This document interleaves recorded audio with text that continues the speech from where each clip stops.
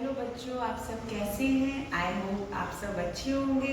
आज मैं आपको आगे का एक क्वेश्चन बताने जा रही हूँ जिसमें बच्चे बहुत कंफ्यूज हो जाते हैं और गलत हो जाता है, क्योंकि यहाँ पे पैराबोला और टेंजेंट की बात हो रही है कि हम कैसे एक पैराबोला और टेंजेंट के बीच का एरिया कैसे फाइंड कर सकते हैं। देखो हम पे क्वेश्चन है, the area of the region bounded by the parabola y-2 whole square equals to x - 1।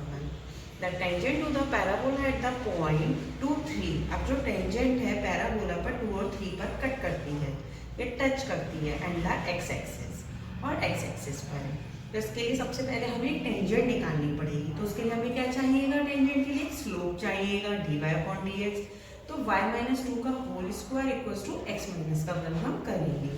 और टेंजेंट आप डिफरेंशिएट करेंगे इसको, तो 2 नीचे आ जाएगा, y-2 dy/dx इक्वल्स टू 1। किस पर? 2 और 3 पर जा रहा है, dy/dx आएगा और ये आपका इसके नीचे चला गया ये 1 में, क्योंकि हमें dy/dx निकालना है 2 और 3 पर।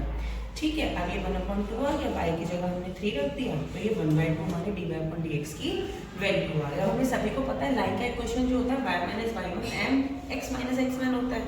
तो हमने y की 1 की जगह क्या रख दिया? 3 रख दिया, x1 की जगह क्या रख दिया? 2 रख दिया, और n की जगह हमने 1/2 रख दिया, क्योंकि वो स्लोप है। तो उससे हमारी इक्वेशन बन गई 2y - x equals to x - 2, x equals to 2y - 4। जैसा कि अब हमें बताया था कि हमने इंटरसेक्शन पॉइंट्स निकालने होते हैं, उसी से हम ग्राफ बनाते हैं। तो हम इंटरसेक्शन पॉइंट निकालेंगे इस वाली इक्वेशन से, टेंजेंट की इक्वेशन से। अगर हम यहाँ पे y 0 कर रहे हैं तो x क्या मिल रहा है? हमें -4 मिल रहा है, और x की जगह मैं 2 रख रही हूँ यहाँ से यहाँ पर, तो y = 3 मिल रहा है। इससे हमारे इंटरसेक्शन पॉइंट आ गए। अब हम इसके लिए ग्राफ प्लॉट करेंगे। अब आगे हम देखेंगे, हमने इंटरसेक्शन पॉइंट निकाल लिए थे। हमारा x आया था -4 और 2 और 0 और 3 y आया था।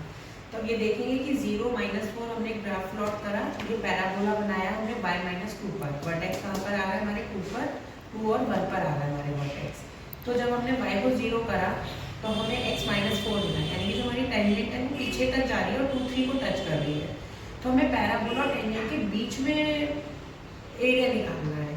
तो हम कैसे निकालेंगे कि इस पूरे पैराबोला में से टेंजेंट को माइनस कर देंगे, क्योंकि राइट में से लेफ्ट वाले को माइनस कर देते हैं, जिससे कि इजी हो जाता है। हम y एक्सिस के अबाउट ले रहे हैं, जो अपना हम कर्व ले रहे हैं इंटीग्रेशन के लिए, y एक्सिस के अबाउट ले रहे हैं, इससे इजी हो जाएगा। अगर हम x एक्सिस के अबाउट लेते हैं तो वो टफ हो जाएगा, क्योंकि हमें -4 से 1 तक जाना पड़ेगा पहले, फिर 1 से 2 तक जाना पड़ेगा, क्योंकि x = 2 है, 2 पार्ट्स में डिवाइड करना होगा, और यहाँ से y = बनाना पड़ेगा, तो वो रूट में आ जाएगा, जिससे सॉल्यूशन करना बहुत टफ हो जाएगा।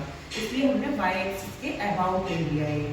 तो हमारी स्ट्रिप ऐसे बनेगी, स्मॉल एरिया हमने dy ले लिया, इसकी x लेंथ है, x dy ले लिया। अब x हमारा ये है माइनस ये है, तो राइट में से लेफ्ट वाले को हमने माइनस कर दिया। इसका रूल होता है कि राइट कर्व में से लेफ्ट कर्व को माइनस कर दो। पैराबोला हमेशा राइट में आ रहा है और टेंजेंट हमेशा लेफ्ट में आती है, तो पैराबोला में से लेफ्ट हमने माइनस कर दिया।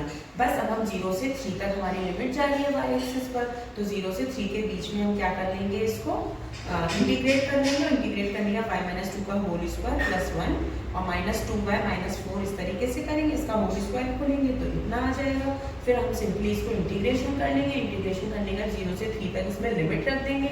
आफ्टर दैट हम सॉल्व करेंगे, और सॉल्व करने के बाद हमारा 9 स्क्वायर यूनिट सॉल्व करने का, देखो 9 - 54/2 + 27 आया अपॉन में। फिर हम इसका एलसीएम ले रहे हैं, तो 18 - 54 + 54, 54 से 54 कट जाएगा, 2 9 18, तो 9 स्क्वायर यूनिट हमारा आंसर हो गया। समझ में आया सबको? Okay, bye, thank you. कल